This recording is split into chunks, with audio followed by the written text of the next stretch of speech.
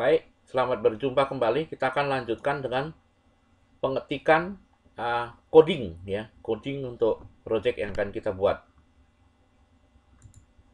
Ya, ini untuk formnya yang sudah kita desain ya, sedemikian rupa yang lalu di video yang sebelumnya bisa dilihat. Sekarang kita akan lanjutkan ke pengetikan coding. Proses pengetikan coding itu dengan mengklik sebuah tombol icon view code, diklik kita akan masuk ke uh, suatu text editor yang dapat kita gunakan untuk mengetik codingnya. Nah, ini udah tampil. Ya, kalau mau kembali ke form design nih yang sebelahnya nih, view designer. Tuh dia balik. Ini untuk ngetik teksnya. Nah, sekarang kita lihat ke codingnya. Ya. Nah, pertama ya kita aktifkan dulu project references-nya atau library-nya. Jadi begini,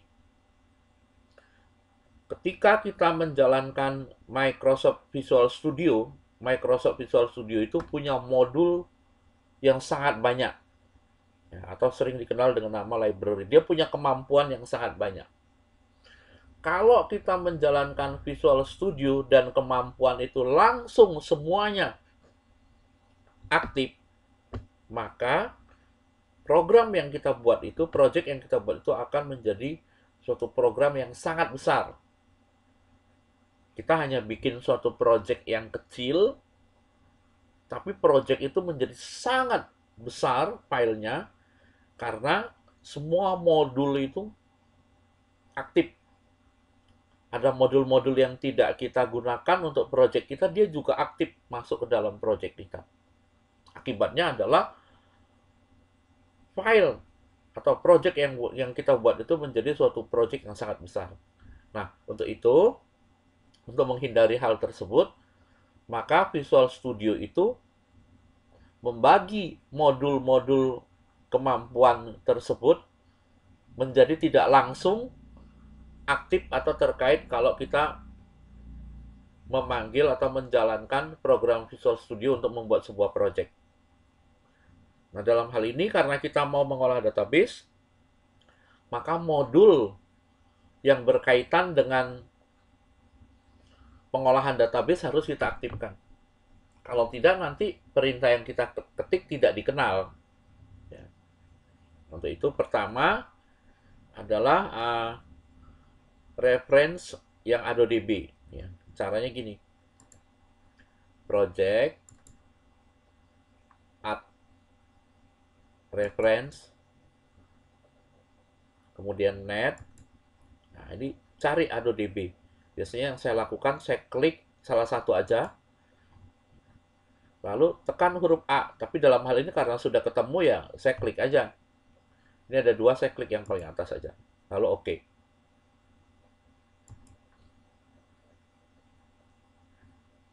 Nah, itu udah aktif otomatis. Ini udah kita lakukan.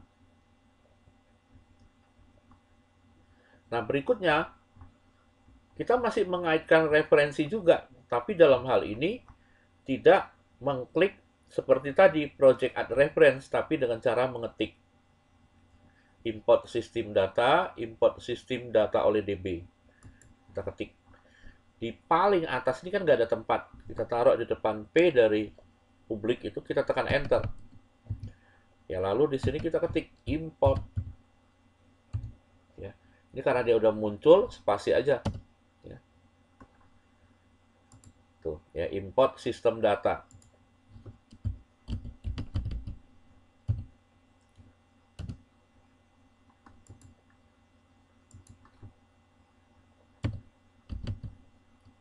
Ya. Enter. Ya. Dan seterusnya. Ya, ini saya pakai copy aja biar cepat. Menghemat durasi videonya. Oke. Nah, kemudian berikutnya lagi mendeklarasikan variabel untuk mengkoneksikan database dengan project kita. Ya, ini variabel untuk database-nya, ini variabel untuk tabelnya. Ini variabel baru ini untuk keperluan untuk menentukan data itu data baru atau data lama.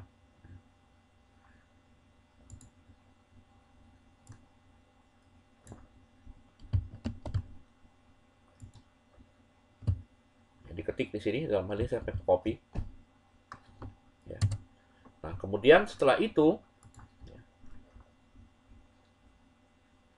sesuai dengan flowchart yang tadi sudah dijelaskan, bahwa untuk pembuatan item-item combo box golongan itu dikaitkan dengan form dengan event load. Ya, maka kita lakukan pengaitan ke form dengan event load. Lalu kita ketik coding ini. Ya, ini variabel untuk menampung database. Bukalah database lalu disimpan ke dalam variabel count data. Variabel database tersebut ya ini boleh dikatakan adalah suatu program yang akan mengkoneksikan database yang kita buat dengan project yang kita buat. Ini pakai Microsoft ZOLEDB dan seterusnya. Database kita namanya pegawai MDB, ada di folder upah, ya, di drive yang aktif dengan programnya. Jadi kalau programnya ada di drive C, maka variabel folder upah ini ada di drive C. Kalau programnya ada di drive D, maka folder upah ini ada di D. Jadi ini berarti berada di directory atau di drive yang berada di drive sama dengan programnya, satu drive. Nah, ini membuat item dari combo box. Jadi tambahkan add itu menambahkan ya, menambahkan item pilihan ke CMB Gold ya, CMB Gold. Tuh ya, nanti saya copy codingnya. Tab index. Jadi ketika kita nanti menjalankan programnya, proses pengisian itu dimulai dari nick, kemudian ke nama, kemudian ke golongan, kemudian dan seterusnya. Ya. Nah, itu pengaturan menggunakan tab index. Nick duluan, nama, golongan.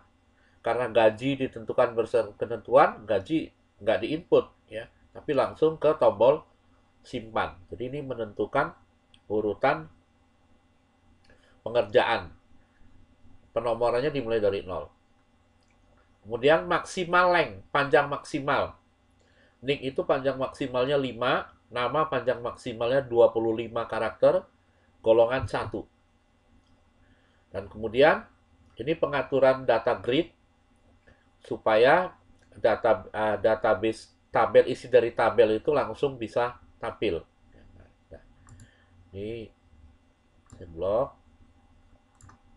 saya copy. Tadi dikaitkan dengan form. Ini kita ke codingnya dulu. Dikaitkan dengan form. Ini form pegawai yang event. Eventnya load. Ini load. Nah, kemudian kita ketik codingnya.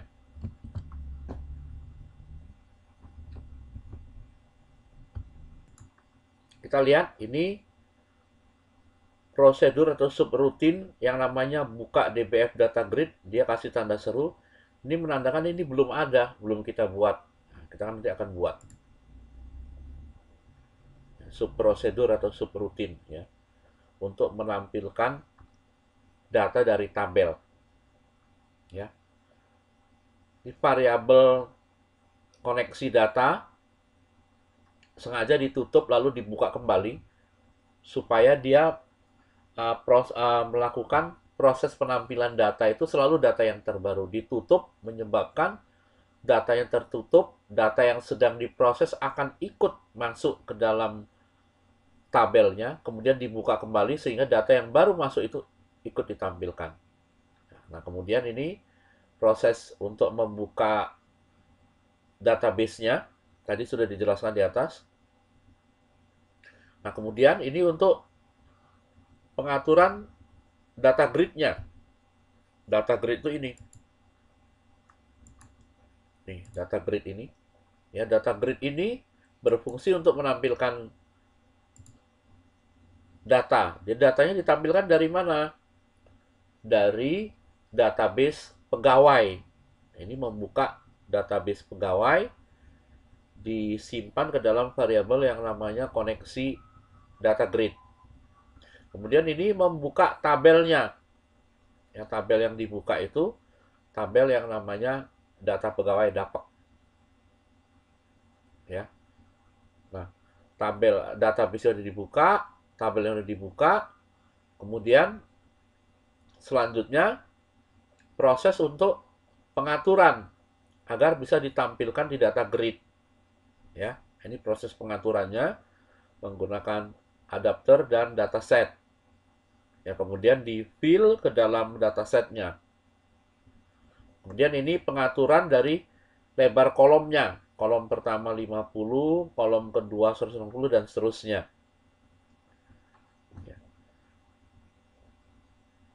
Dan kemudian untuk data angka kita kasih pemisah ribuannya dengan desimal 2. Ini untuk pengaturannya. Kemudian untuk data di kolom ketiga itu, golongan, kita buat supaya dia rata tengah. Ini pengaturan rata tengah dan pengaturan pemisah ribuan.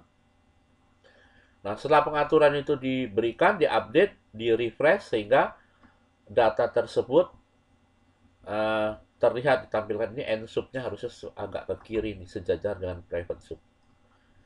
Oke ya, sekarang kita akan buat.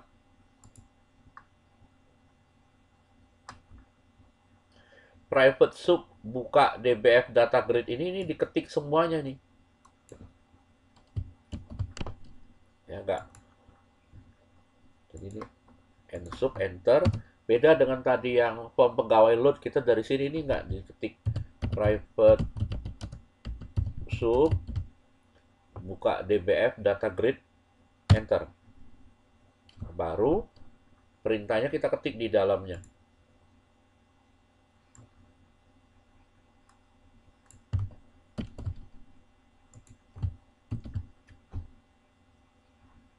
Nah, ini lihat, tanda serunya hilang. Berikutnya, kalau kita selesai mengetik nomor induk karyawan, ya dia melakukan pencarian, data ditemukan atau tidak, kemudian dipindahkan atau dikosongkan formnya, mungkin masih ingat. Jadi ini dikaitkan dengan text teknik loss focus. Loss focus boleh diartikan sebagai selesai, ya, selesai mengolah text box NIC. Selesai itu berarti dia keluar dari text box NIC. Nah, kalau keluar dari text box NIC, pertama RS pegawai itu dibuat baru lagi, kemudian dibuka tabel dapat, tabel dapatnya dibuka. Tabel dapat ini kan ada datanya, ada recordnya sangat banyak. Nah, recordnya itu yang ditampilkan adalah yang nomor induknya sesuai dengan yang kita tulis di text box NIC. Dan tabel dapat ini ada di database pegawai yang sudah dibuka di variabel koneksi data. Jadi, bukalah tabel dapat yang merupakan bagian dari database yang sudah terbuka di variabel koneksi data. Tabel ini datanya banyak. Tabel ini yang ditampilkan atau yang diolah adalah yang nomor induknya sama dengan yang kita tulis text box NIC. Jadi nanti dapat itu hanya berisi yang sesuai dengan text box NIC data yang kita ketik di text box NIC. Data yang lainnya akan disembunyikan. Bukan hilang ya, disembunyikan. Nah, atau dengan kata lain ini disaring yang NIC-nya sesuai dengan yang kita tulis text box NIC. Kalau seandainya hasil saringan tersebut adalah end of file, akhir dari file, tidak ada, udah berada di akhir, nggak ada datanya, maka berarti nick ini tidak ada. Ya, variabel barunya diisi huruf Y, kemudian formnya dikosongkan. Ya, tapi kalau seandainya ada, maka data dari tabel tersebut dipindahkan masuk ke form, ya, sehingga bisa terlihat. Nah, ini penjelasan codingnya. Sekarang kita ketik codingnya.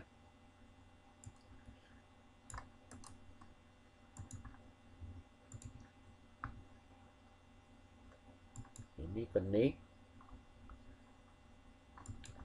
Ini eventnya lost focus. Nah, ini lost focus. Lalu diketik. Ya, ini kosong dengan pindahnya. Dia kasih peringatan karena belum kita ketik. Ya, private sub kosong. Kurung buka, kurung tutupnya nggak diketik, di enter langsung juga bisa, nanti dia otomatis memberikan. Kosong, ini dia nih.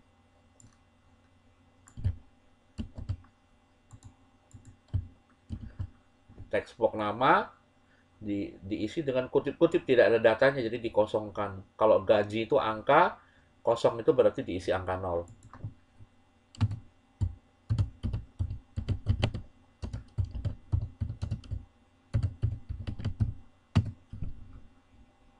Oh, salah ketik.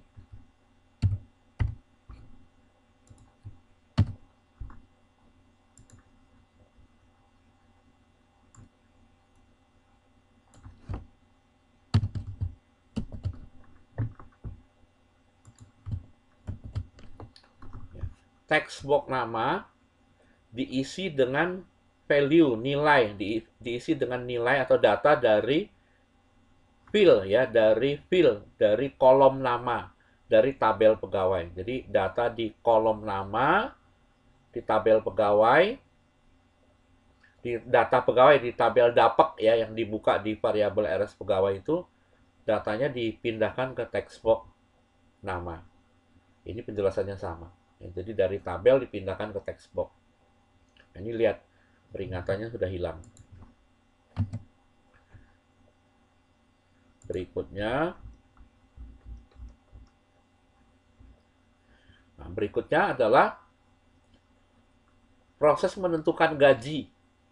Ya, gaji ditentukan kalau seandainya golongan itu diisi. Kalau golongan diisi dengan huruf A, maka text box gaji berisi 1 juta. Kalau combo box, bukan text box. Kalau combo box golongan berisi huruf B, 2 juta. Kalau combo box berisi huruf C, 3 juta. Kalau kosong, 0. Ya. Jadi proses gaji ini, menentukan gaji, dilakukan kalau combo box golongan, text string ini berarti mengalami perubahan isi. Combo box itu pengisiannya bisa dengan cara memilih, bisa dengan cara mengetik.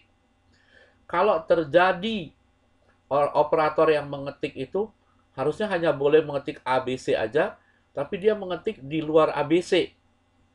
Maka ini ada validasi, divalidasi. Ya, kalau seandainya bukan A, bukan B, bukan C, atau bukan kosong, maka dia kasih tahu, kasih peringatan, ya, bahwa yang boleh diketik itu hanya A, B, atau C. Ya, ini, ya.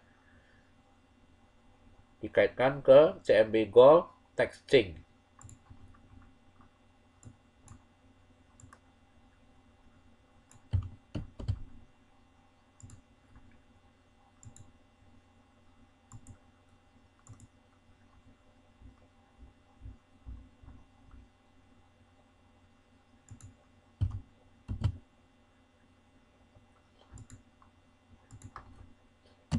Kemudian berikutnya, proses menyimpan. Dikaitkan dengan button atau command button simpan dengan event klik. Jadi kalau command button simpan diklik, dia periksa variabel baru. Kalau variabel baru berisi huruf Y, maka menyimpan itu dengan perintah insert. Kalau berisi huruf T, berarti bukan data baru. Itu dengan menyimpan dengan perintah update. Jadi dia update agar data yang koreksian itu bisa masuk menindih data yang sudah ada. Nah, kalau data baru berarti disisipkan sebagai data baru. Sisipkanlah ke dalam tabel data pegawai. Data pegawai ini ada 4 kolom, nik, nama, golongan, gaji. 4 kolom ini value itu nilai diisi dengan data dari text box nik. Ya, ini urutannya harus sama, text box nik, text box nama, combo box golongan, dan text box gaji. Jadi datanya diambil dari text box combo box. Nah, kemudian khusus untuk data karakter, ya, karakter teks itu pakai kutip. Kutip 1 nih. Ini kutip 1 untuk text box nik. Nama juga sama, golongan juga sama. Kalau gaji ini lihat, ini nggak ada kutip satunya karena dia angka. Kalau tanggal pakai tanda pagar, tanda crash. Ya, tanda crash, tanda pagar yang ada di atas angka 3, pakai shift angka 3. Seperti itu ya. Nah, ini adalah proses membuat perintah. Ya, proses membuat perintah. Perintah yang dibuat itu masuk ke variabel PSQL. Ya, ini kan sebelumnya dibuat dulu, kemudian baru diisi. Di PSQL baru diartikan sebagai dideklarasikan atau dibuat. Kemudian diisi. Setelah diisi, ya berarti variabel PSQL ini berisi perintah insert dan seterusnya ini. Kemudian ini perintah itu dijalankan, dieksekusi. Tanda dan ini berarti tanda gabung. Jadi kalimat ini digabung dengan kalimat ini, digabung dengan kalimat dan seterusnya. Kalau tanda ini diberikan karena ini perintahnya panjang sekali. Kita bagi menjadi 2 baris. Ini artinya perintah ini sambungannya ada di bawahnya. Kalau seandainya nggak mau pakai tanda underscore ini, boleh nggak? Boleh. Ini diketik terus di sampingnya biar memanjang. Tapi kan membacanya susah. Ya, ini tadi menyimpan data baru. Kalau barunya berisi huruf Y. Kalau barunya berisi huruf T, ini proses mengupdate. Update-lah tabel pegawai, di setting agar nick-nya, kolom nick-nya datanya ditindih dengan data dari text box nick. Nama ditindih dengan data dari text box nama, golongan, dan seterusnya. Data yang ditindih itu adalah data yang nomor induknya sama dengan yang ada di text box nick. Ini proses pembuatan perintahnya dimasukkan ke variabel PSQL. Yang tanda dan tadi sudah saya jelaskan. Ini untuk menggabungkan. Setelah perintahnya dibuat, kemudian dieksekusi. Ya, dieksekusi. Nah, setelah dieksekusi, ya, kemudian ini dengan sengaja tabelnya dibuka ulang. Tujuannya adalah agar data baru atau data perbaikan itu dipaksa untuk masuk ke dalam tabel sehingga nanti ketika ditampilkan terlihat.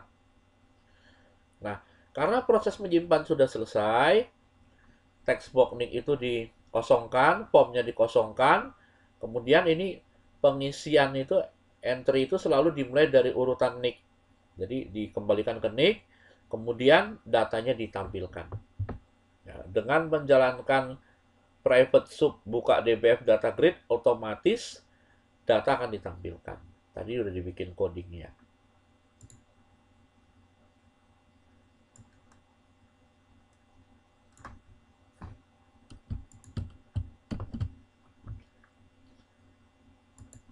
Dikaitkan ke CMD simpan, event klik.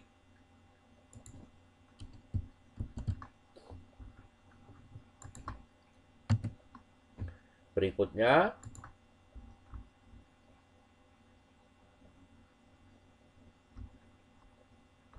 batal dulu. Batal.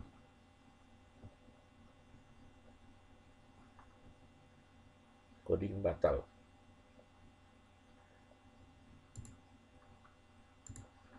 Kalau CMD batal diklik, maka dia mengosongkan text box nick, mengosongkan formnya, kemudian proses pengentrian itu dimulai dari pengisian nick. Jadi fokusnya dikembalikan ke nick. Sehingga kursor yang kedip-kedip itu ada di text box nick. Jadi dikaitkan dengan comment button batal dengan event klik.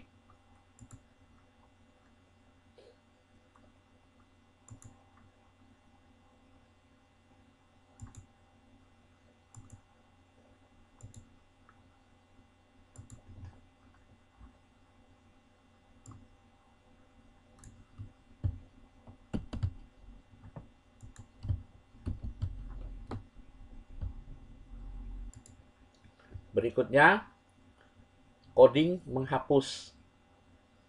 Yang menghapus dikaitkan dengan comment button atau button hapus dengan event klik. Prosesnya dimulai dengan memeriksa isi variabel T.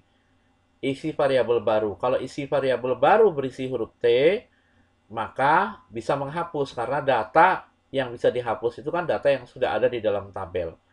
Data yang sudah ada di dalam tabel diketahui, kalau datanya ada diketahui dari variabel baru ini. Kalau baru sama dengan tidak berarti datanya sudah ada data lama, maka dilakukan proses menghapus. Hapuslah dari tabel ya, yang nick-nya adalah sama dengan text box yang kita ketik di text box nick. Tabel dapet ini, data pegawai ini dapet ini adalah salah satu tabel dari database yang sudah terbuka di variabel count data. Ya. Nah, setelah dihapus, lalu tabelnya dibuka ulang. Nah, setelah proses menghapus sudah selesai, maka formnya dikosongkan. Tapi kalau seandainya data tersebut bukan data lama, maka proses tidak berhasil untuk menghapusnya, memberitahukan bahwa prosesnya gagal dengan menampilkan message box. Tapi ini codingnya nggak sesuai dengan flowchart-nya. Kalau sesuai dengan flowchart, coding ini yang 4 baris ini harusnya ditaruh di bawah if. Karena kalau kita lihat flowchart-nya,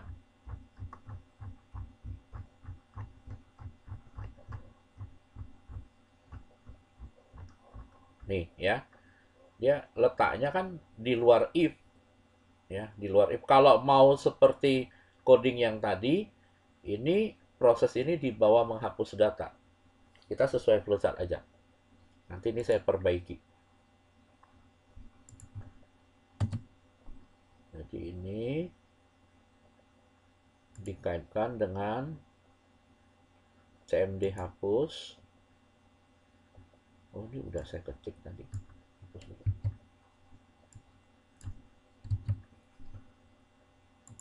Dikaitkan dengan CMD hapus, event klik.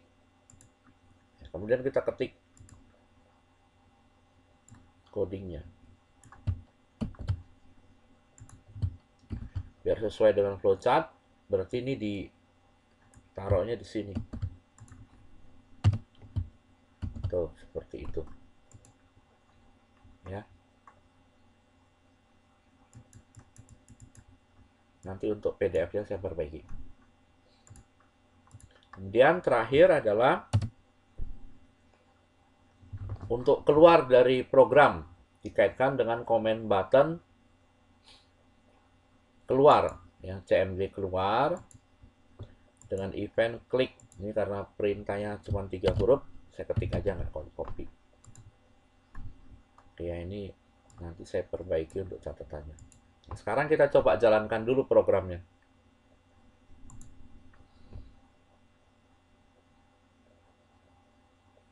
Ya, jalankan program ini ya. Nih. Nah. Nih, udah jalan. Kita coba isi satu data baru.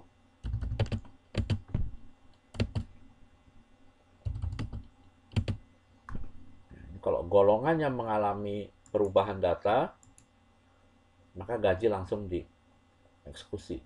Hanya boleh nulis A, B, C di golongan. Saya tulis S, dia ngasih tahu. Ya, kalau B, 2 juta. Kalau A 1 juta. Kemudian simpan. Tuh. Ya. 001 selesai mengolah loss focus, berarti keluar dari NIC, datanya ditampilkan karena sudah ada. Kalau batal, mengosongkan form, dari tabel nggak hilang. Kalau hapus, nah dia hilang dari tabel. Ya, kalau kita klik keluar, maka dia prosesnya selesai. Ini file PDF-nya sudah saya perbaiki. Ya mungkin nanti ini bisa saya share ulang ya. Ngikutin yang terbaru aja. Oke. Demikian cara membuat program pengolahan terhadap database dengan menggunakan Microsoft Visual Studio.